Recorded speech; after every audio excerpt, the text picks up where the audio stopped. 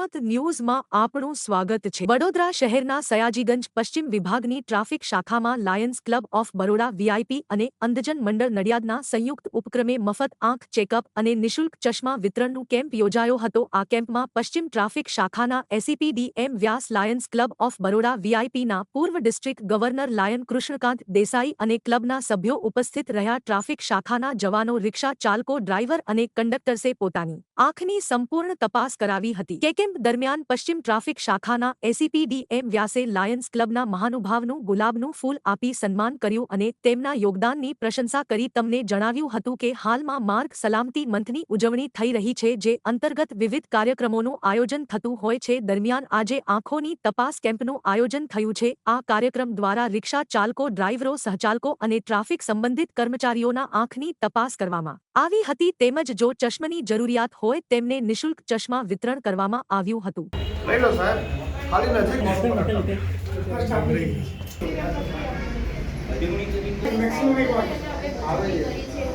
આજે Lions club VIP તેમજ